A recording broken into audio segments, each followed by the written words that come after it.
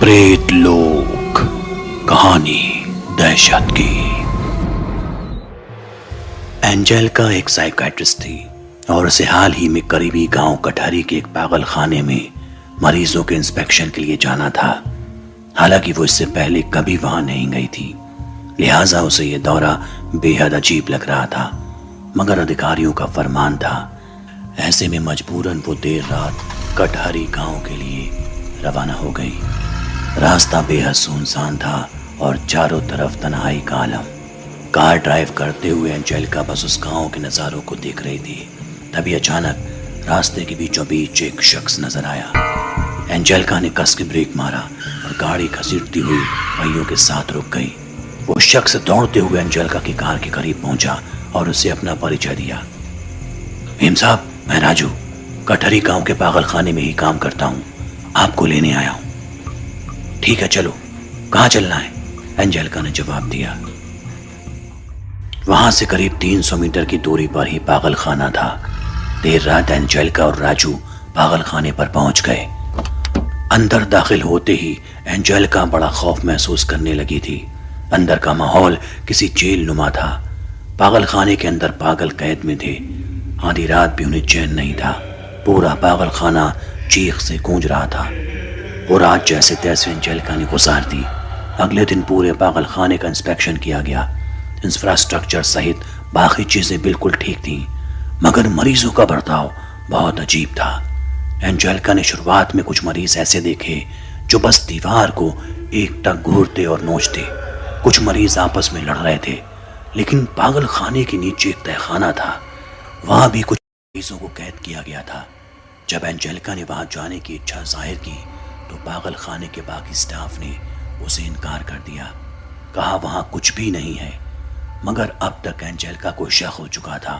वो अपनी जिद पर अड़ी रही और मजबूरन स्टाफ से दरवाजा खुलवाया गया और अंदर उतरते ही उसके सामने जो मंजर आया वो हैरान कर देने वाला था।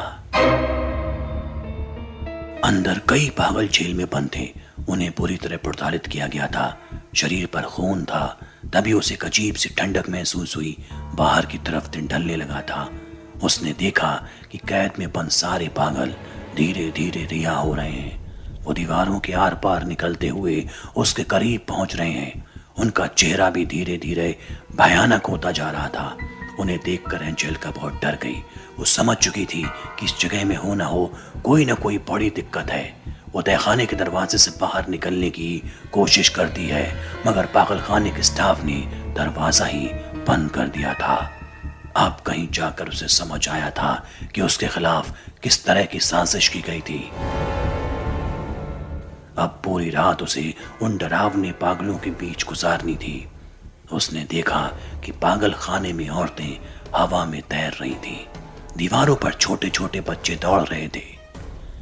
कई लड़के अपने दांतों से खुद की खाल उधेड़ रहे थे और अपने मांस को चीर चीर कर खा रहे थे।